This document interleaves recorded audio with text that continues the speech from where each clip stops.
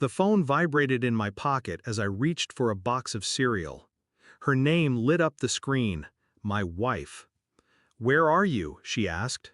Her voice was tight, clipped, trembling. "Aisle 7, getting cereal with our son." Silence. Too long. "Leave the cart, leave everything, walk calmly to the front and get out." I froze, my hand still on the box. "Why?" "I'm not done shopping." "I can't explain. Go now." Her voice cracked, panic wrapped in urgency. My son tugged at my sleeve, asking if we could still get the marshmallow cereal. I ignored him, my chest tightening, my mind pulling in two directions: obedience or suspicion. But something in her tone, it wasn't about danger, it was about secrecy, about me not seeing something. I took his hand, forced a smile, and walked out. Calm, measured, but every step felt heavier than the last. That was the moment I knew, whatever game was being played, I wasn't supposed to notice. And so, of course, I noticed.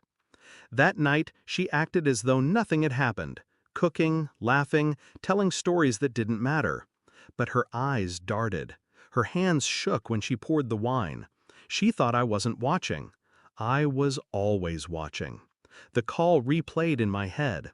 Not fear, not protection. She hadn't told me to leave the store for my safety. She told me to leave because of what I might see. Who? What? I tried to dismiss it, tried to drown it under routine. But silence is fertile ground for suspicion. And suspicion is a seed that never stops growing once planted.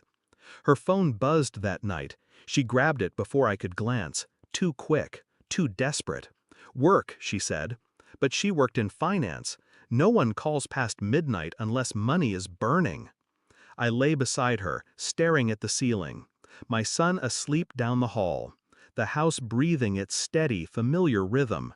And yet everything inside me had shifted. That call in aisle 7 wasn't random. It was a thread, and I would pull it until the entire fabric unraveled. I became deliberate, patient. Her schedule became mine. When she showered, I checked her phone. Deleted texts. Call logs too clean. Gaps where conversations should have lived. I traced her emails, her bank statements, her browser history. Not recklessly, surgically. I moved like a surgeon dissecting rot from living tissue. But it wasn't the phone records that broke me. It was the photographs. Hidden in a folder buried beneath folders. A man. Same smile in every picture. Same eyes she used to look at me with. Her hand in his. Her lips on his. I stared at the screen until my own reflection blurred against it. Cold, silent. I ordered a DNA kit the next day. For my son, for myself.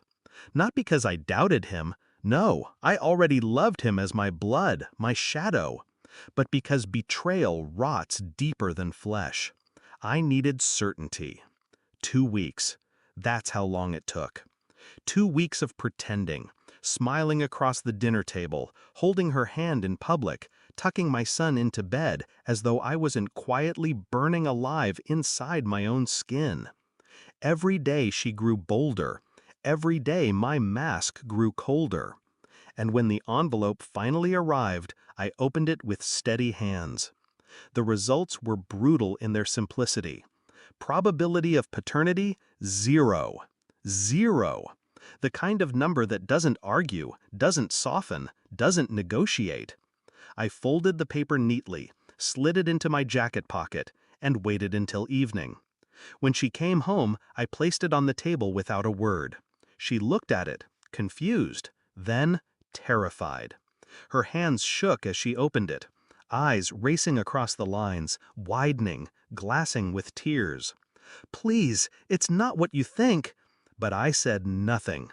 The silence did more damage than shouting ever could. She collapsed into words, fragments, excuses, pleas.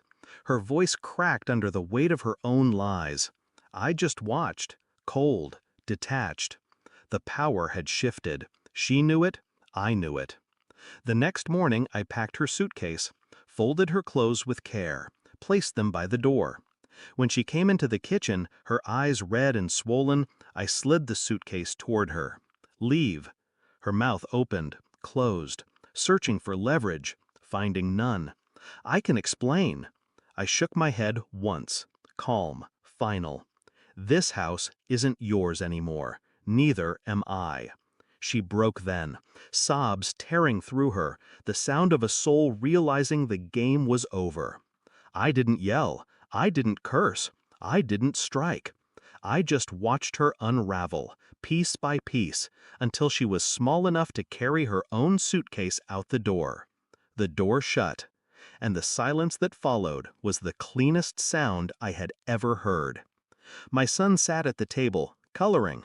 He looked up at me, innocent, untouched by the poison that had soaked his mother's lips. I would raise him, love him, protect him. He didn't need to share my blood to be mine. As for her, she no longer existed.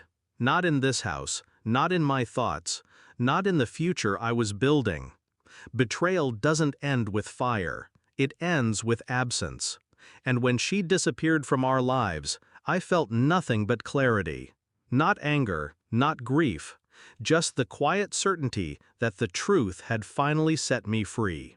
The final thought as I turned off the light that night was simple, sharp, and absolute. She will never touch me again.